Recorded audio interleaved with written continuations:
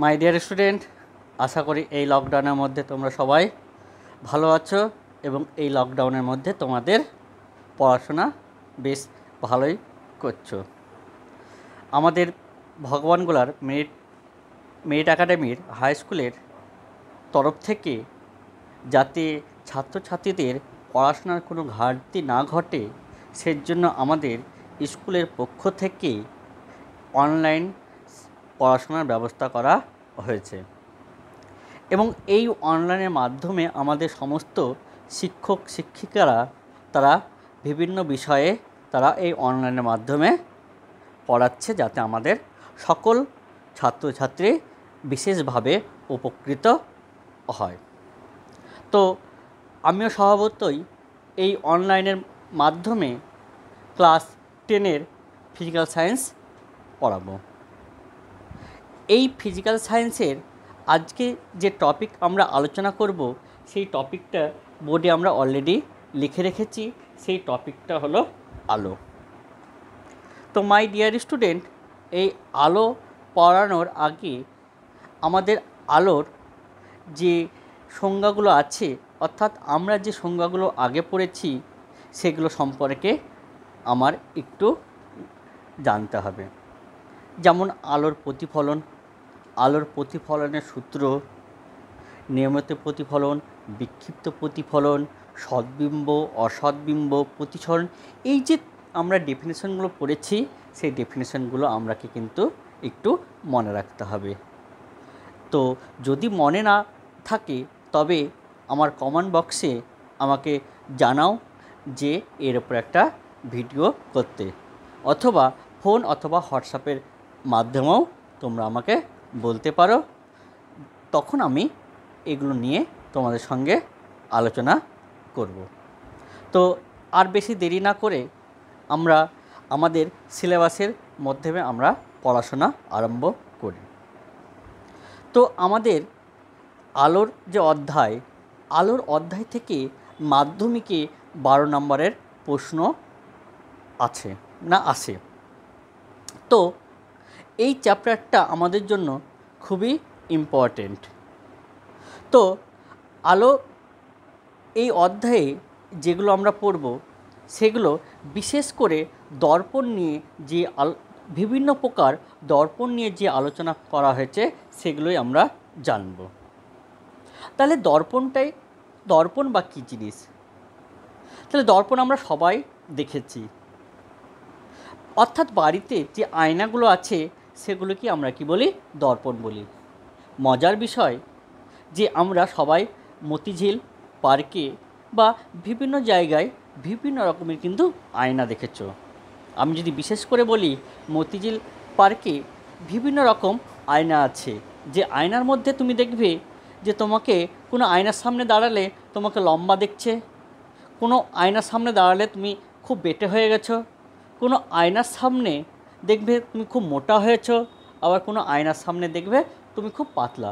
অর্থাৎ বিভিন্ন রকম ওখানে কিন্তু আয়না থাকে বা বিভিন্ন রকম কী থাকে আমি বলতে পারি দর্পণ আছে। যেই দর্পণগুলো বিভিন্ন দর্পণের বিভিন্ন রকম কিন্তু বৈশিষ্ট্য আছে।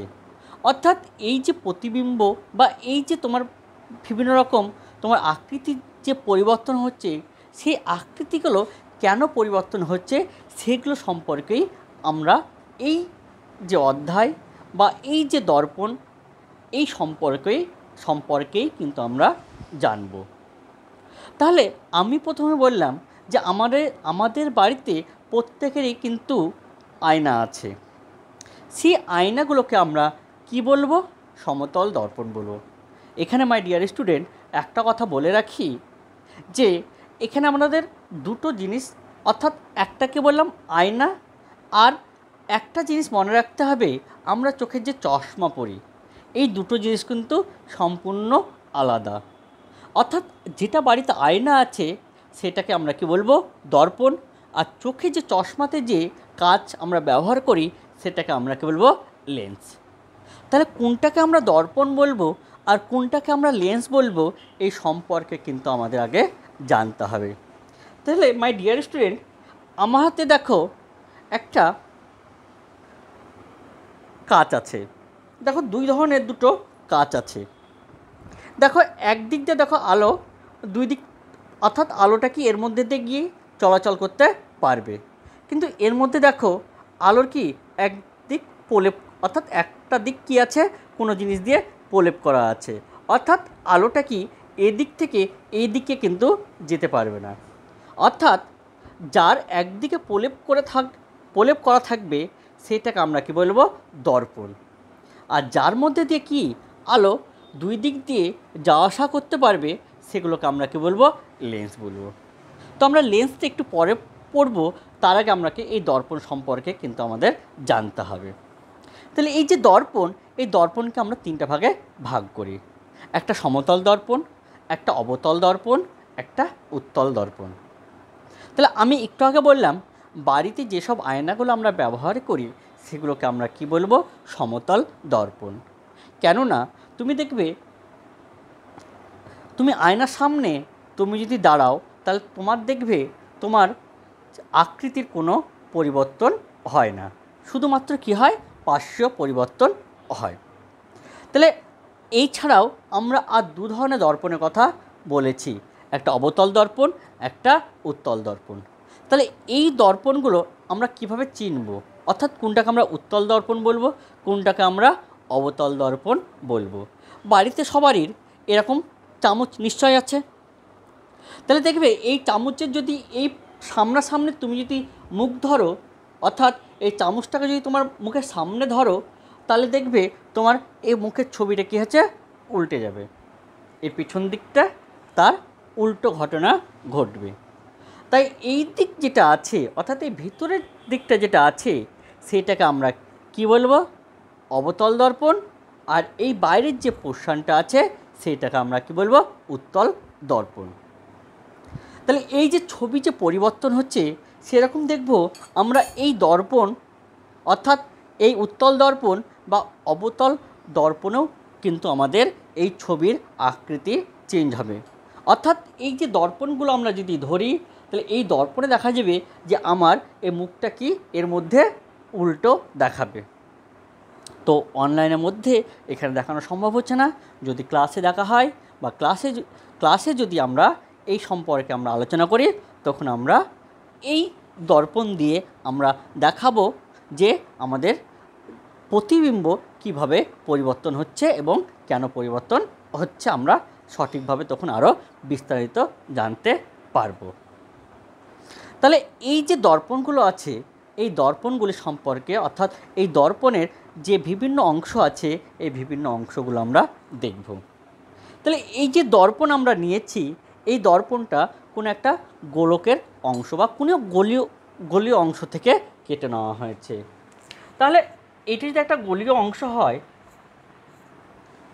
তাহলে এটি যদি একটা গলীয় অংশ হয় তাহলে আমি যদি এইটুকু অংশ কেটে নিই তাহলে এইটা কী হয়ে যাবে, একটা দর্পণ হয়ে যাবে। তার আগে আমি বলে রাখি, তাহলে এইটাকে যদি আমরা বৃত্ত ধরি তাহলে বৃত্তর এটা কি থাকবে, একটা কেন্দ্র থাকবে, বৃত্তের এই কেন্দ্রকে আমরা সি দ্বারা প্রকাশ করছি। তাহলে এই বৃত্তের এটাকে আমরা কি বলতে পারি, ব্যাসার্ধ বলতে পারি, এবং এইটাকে আমরা পি বলতে পারি। তাহলে ঠিক আমরা এই যে দর্পণ আছে এই দর্পণটা এই গোলক থেকে নেওয়া হয়েছে, তাহলে এই গোলকের যেটা কেন্দ্র হবে এই দর্পণের ক্ষেত্রে আমরা সেটাকে আমরা কি বলতে পারি, সেটাকে আমরা বক্রতা কেন্দ্র বলতে পারি। এই গোলকের এইটা কি ছিল, ব্যাসার্ধ, তাহলে এই দর্পণের ক্ষেত্রে সেটাকে আমরা কি বলবো, বক্রতা ব্যাসার্ধ। তাহলে আমরা কিভাবে আমরা এই ছবির মধ্যে কোনটা অবতল দর্পণ এবং কোনটা উত্তল দর্পণ আমরা কিভাবে বোঝাবো। যদি এই ভিতর দিকটা অর্থাৎ এই দিকটাকে আমরা কি বলবো, অর্থাৎ এই দিকটাকে আমরা কি বলবো, অবতল দর্পণ। সেই জন্য আমরা দর্পণ যদি আঁকি তাহলে দর্পণের এই অংশটা কি করতে হবে, প্রলেপ দিতে হবে। তো আমরা এইভাবে দাগ টেনে টেনে দেখাবো। তাহলে এই যে অবতল দর্পণ আমরা এঁকেছি, তাহলে এই অবতল দর্পণ এটাকে আমরা কেন্দ্র বলবো। তাহলে এই দর্পণের যে মধ্যবিন্দু পাবো সেইটাকে আমরা কি বলবো, মেরু বলবো। আর এই যে টোটাল দৈর্ঘ্যটা অর্থাৎ সিপি যে দৈর্ঘ্যটা পেলাম সেটাকে আমরা কি বলবো, বক্রতা ব্যাসার্ধ বলবো। তাহলে এই যে গোলক, এই গোলকের এই টোটালটা কি, এই টোটালটা কি ব্যাস। তখন এই গোলকের এটাকে আমরা টোটাল যে ব্যাসটা পাবো এই গোলকের ক্ষেত্রে এইটাকে আমরা কি বলতে পারি, এইটাকে আমরা প্রধান অক্ষ বলবো। এটাকে আমরা আরও বড় করতে পারি। তাহলে এই যে দর্পণ অর্থাৎ এইটা আমরা যেটা এঁকেছি সেটা কি অবতল দর্পণ। তাহলে অবতল দর্পণ এই গোলকের যে কেন্দ্র হবে এই দর্পণের ক্ষেত্রে সেটা কি বক্রতা কেন্দ্র। আর এই দর্পণের যে মধ্যবর্তী অংশ আমি যদি এটা মিটিয়ে দিই তাহলে এইটা আমার দর্পণ হলো, এটা মিটিয়ে দিলাম। তাহলে এইভাবে আমরা অবতল দর্পণ আমরা বোঝানোর চেষ্টা করব। তাহলে এই দর্পণের যে মধ্যবিন্দু হবে সেটাকে আমরা মেরু বলবো, এটাকে আমরা বক্রতা কেন্দ্র বলবো। আর এই যে টোটাল দৈর্ঘ্য সেটাকে আমরা বক্রতা ব্যাসার্ধ বলবো। ঠিক আমরা যদি তাহলে এটা আমরা কি দেখলাম, অবতল দর্পণ। তাহলে এই কেন্দ্র আমরা যদি এই দিকটা যদি এবার করি অর্থাৎ এই দিকটা যদি প্রলেপ দিয়ে দিই এবং ওই অংশটা যদি কোনো গোলকের অংশ হয় তাহলে এই এই দিকটা যদি আমরা দাগ দিই তাহলে এটা অবতল দর্পণ, এইটা হবে আমার কি উত্তল দর্পণ। তাহলে ঠিক এই উত্তল দর্পণের ক্ষেত্রে এইটা কি হবে মেরু, এইটা কি হবে অর্থাৎ এটা এইটাকে আমরা মেরু বলবো সেটা পি, এটাকে আমরা কি বলবো বক্রতা কেন্দ্র যেটাকে আমরা সি দ্বারা প্রকাশ করব। আর এইটাকে আমরা কি বলতে পারি, বক্রতা ব্যাসার্ধ বলতে পারি। তাহলে আমরাকে এই জিনিসগুলো ভালো করে জানতে হবে, বক্রতা কেন্দ্র, বক্রতা ব্যাসার্ধ এবং কোনটাকে আমরা মেরু বলবো। তো মাই ডিয়ার স্টুডেন্ট, এবার আমরা একটা জিনিস আলোচনা করব যে প্রতিফলনের সূত্র। অর্থাৎ প্রতিফলনের সূত্র আমরা বলতে কি বুঝি শুধু এইখানে আমরা একটু বোঝার চেষ্টা করব। যদি কোনো আলোকরশ্মি কোনো দর্পণে অর্থাৎ সমতল দর্পণে যদি আপতিত হয় তাহলে আলোকটা কী হবে, এইভাবে প্রতিফলিত হয়ে চলে যাবে। তাহলে এইটাকে আমরা কী বলবো, আপতিত রশ্মি। এইটাকে আমরা কি বলবো, প্রতিফলিত রশ্মি। আর এই বিন্দুটাকে আমরা কি বলবো, আপতন বিন্দু। তাহলে এইখানে যদি আমরা একটা অভিলম্ব টানি তাহলে অভিলম্বের সঙ্গে এই আপতিত রশ্মি যে কোণ উৎপন্ন করবে তাকে আপতন কোণ বলবো। এই প্রতিফলিত রশ্মি এই অভিলম্বের সঙ্গে যে কোণ উৎপন্ন করে তাকে আমরা কি বলবো, আর বলতে পারি। তাহলে এটাকে আমরা কি বলবো, আপতন কোণ। এইটাকে আমরা কি বলি, প্রতিফলন কোণ। তাহলে এই ক্ষেত্রে আমরা জানি যে আপতন কোণ এবং প্রতিফলন কোণ কি হয়, সর্বদা সমান হয়। অর্থাৎ আমরা কি বলতে পারি, আই সমান সমান আর। তাহলে আমরা যদি দর্পণে যদি আমরা অর্থাৎ আলো যদি অবতল দর্পণের ক্ষেত্রে আলো যদি এই প্রধান অক্ষের সমান্তরালভাবে যদি আপতিত হয় তাহলে আলো যদি এই প্রধান অক্ষের অর্থাৎ এই টোটাল যে ব্যাসটা এটাকে আমরা কি বলতে পারি, প্রধান অক্ষ বলতে পারি।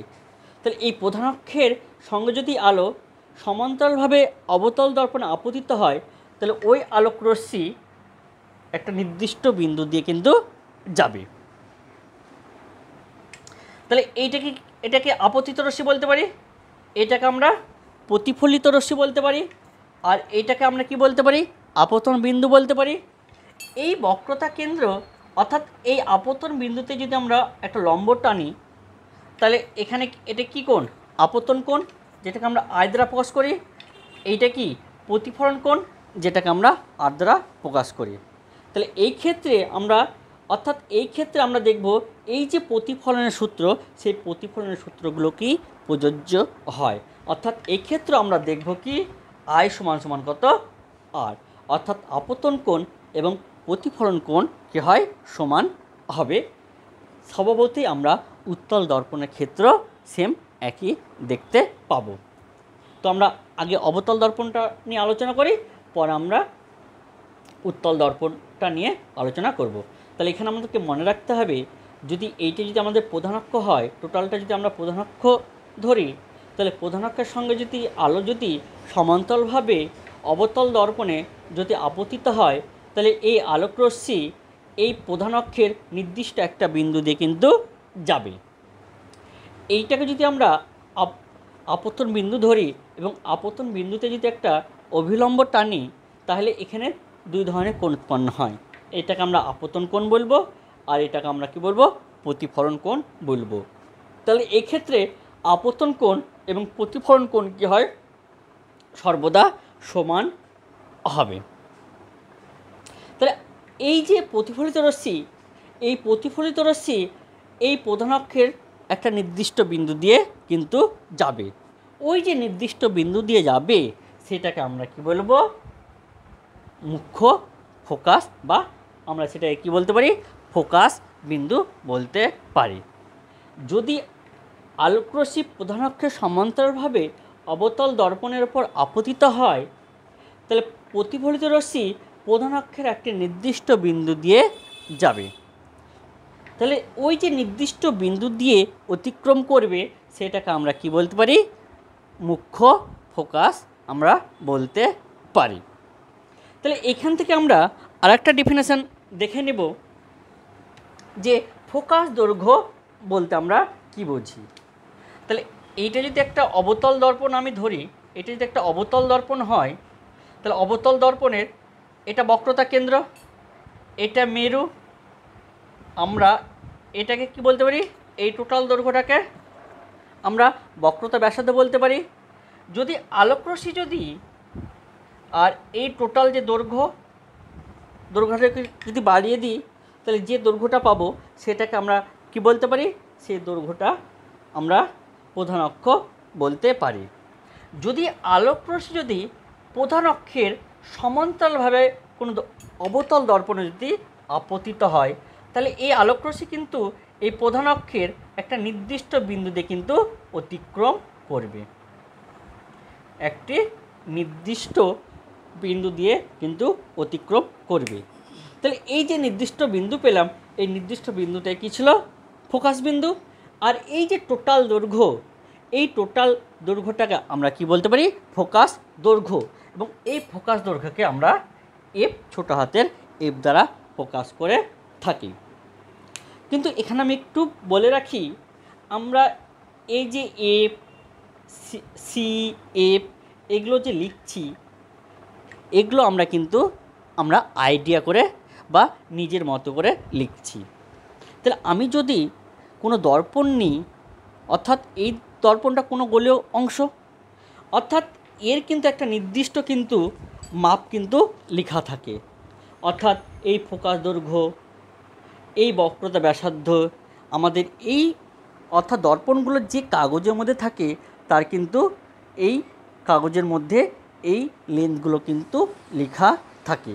তাই আমাদের যখন আঁকবো তখন আমরা এই বিন্দুগুলো একটা নির্দিষ্টভাবেই আমরা অর্থাৎ নিজের মতো করে ধরে নিয়ে লিখব। আরেকটু বলি, তাহলে এই মেরু থেকে এই ফোকাস বিন্দু, এই যে দৈর্ঘ্য হবে, এই ফোকাস বিন্দু থেকে এই বক্রতা ব্যাসার্ধর কিন্তু দৈর্ঘ্য সমান হবে।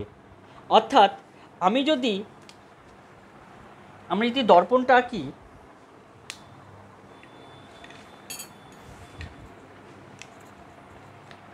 এই যে দর্পণ আঁকি, এটাকে সি ধরি আর এটাকে যদি এফ ধরি আর এটাকে পি ধরি, তাহলে আমরা দেখব যে এই দৈর্ঘ্য আর এই দৈর্ঘ্য কেমন হবে, সমান হবে।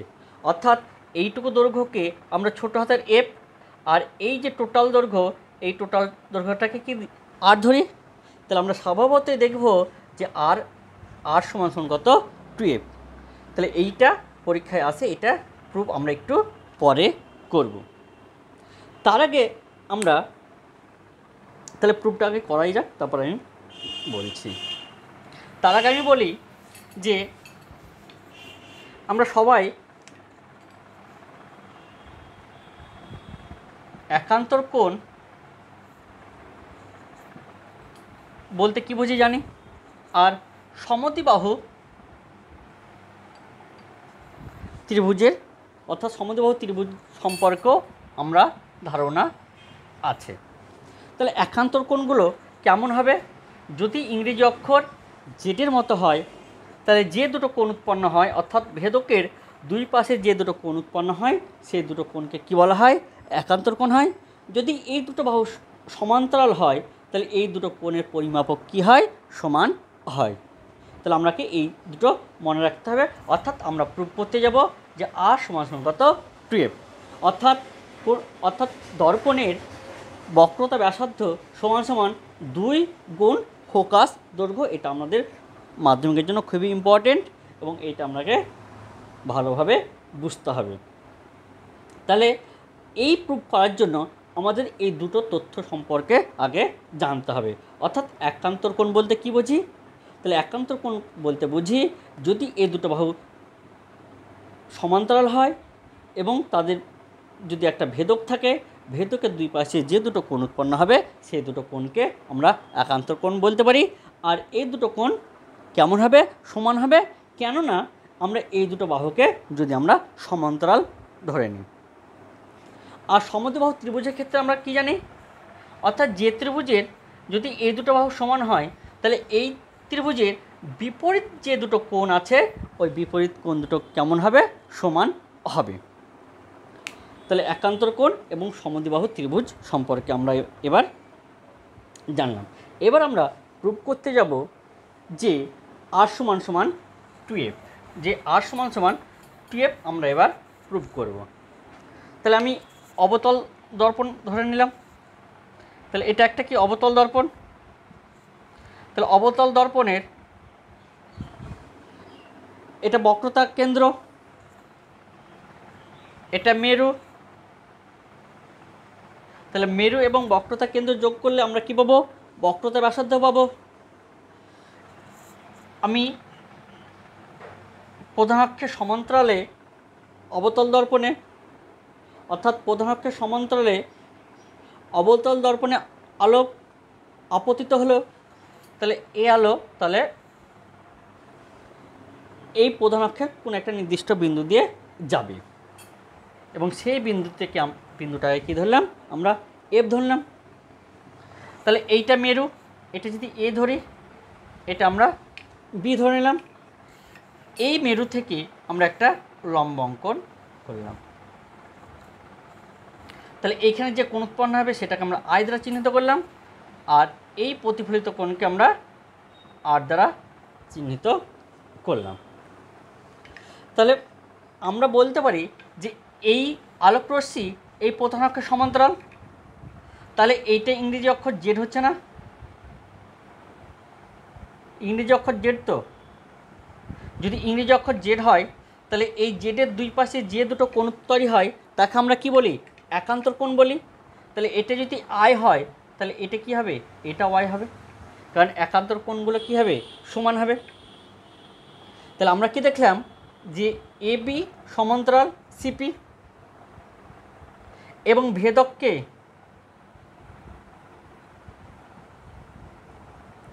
ভেদক বিসি। তাহলে এখানে একান্তর কোণ এ কোণটা এবং এ কোণটা। তাহলে আমি কি বলতে পারি? A B C equal BC F বলতে পারি। তাহলে এই কোণটা আই হলে এই কোণটাও আই হবে। এবার আমি বিসিএফ অর্থাৎ ত্রিভুজ বিসিএফ ধরে নিলাম। ত্রিভুজ বিসিএফ এই ত্রিভুজটা ধরে নিলাম। তাহলে এই ত্রিভুজের এই কোণটা আর এই কোণটা, তাহলে প্রতিফলনের সূত্র থেকে আমরা কি বলতে পারি? আই সমান সমান আর। তাহলে প্রতিফলনের সূত্র থেকে আমরা কি বলতে পারি?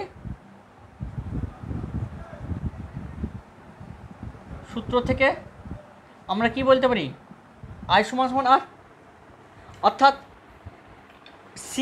সিবিএফ অর্থাৎ সিবিএফ ইকুয়াল বিসিএফ বলতে পারি। তাহলে আমার বিসিএফ অর্থাৎ বিসিএফ এই যে ত্রিভুজ, এই ত্রিভুজের ক্ষেত্রে আমরা বিসিএফ ইকুয়াল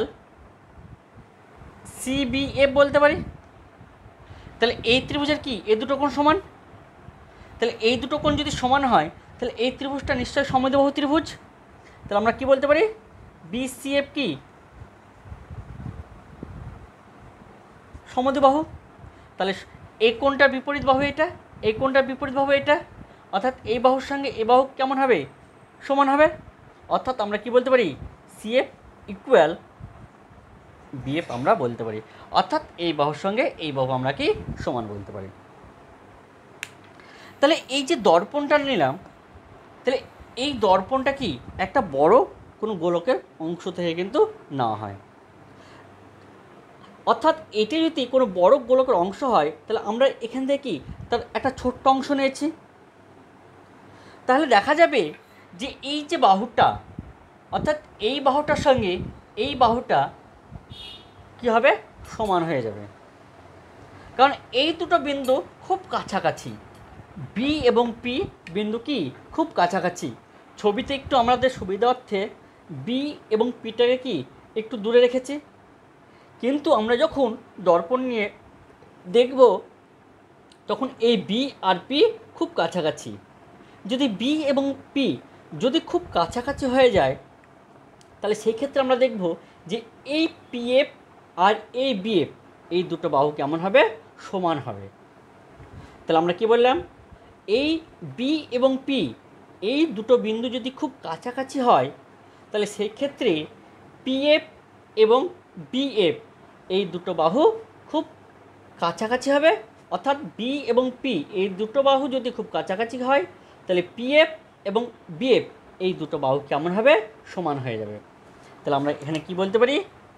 যে B আর P অর্থাৎ B এবং PF বিন্দু যদি খুব কাছাকাছি হয় তাহলে আমরা কি বলতে পারি? যে BF ইকুয়াল টু কত? PF আমরা বলতে পারি। তাহলে আমরা কি দেখলাম? যে এই বাহুটার সঙ্গে এই বাহুটা সমান, আবার এই বাহুটার সঙ্গে এই বাহুটা সমান। তাহলে আমরা তিনটা বাহু কি বলতে পারি? সমান বলতে পারি না? তাহলে CF equal to BF equal to কত? PF। তাহলে আমি যদি লিখি যে PC সমান সমান, আমি যদি PC সমান সমান লিখতে পারি কি CF প্লাস কত? PF। আবার এই দুটো বাহু কি সমান, যেটা এখানে আমরা প্রুভ করেছি। তাহলে আমরা কি বলতে পারি? যে CF এর পরিবর্তে কি PF প্লাস কত? PF। আর এই যে PC, এই PC তো বক্রতা ব্যাসার্ধ, আর বক্রতা ব্যাসার্ধকে আমরা কী দ্বারা প্রকাশ করি? আর দ্বারা প্রকাশ করি। তা আর সমান সমান, আর এটা কি ফোকাস দৈর্ঘ্য না? আর ফোকাস দৈর্ঘ্যকে আমরা কি ছোটো হাতের F দ্বারা প্রকাশ করি। তাহলে F সমান সমান কত? F। তাহলে আর সমান সমান কত? PF। এটাই হলো কি বক্রতা ব্যাসার্ধ সমান সমান কত? 2 গুণ ফোকাস দৈর্ঘ্য।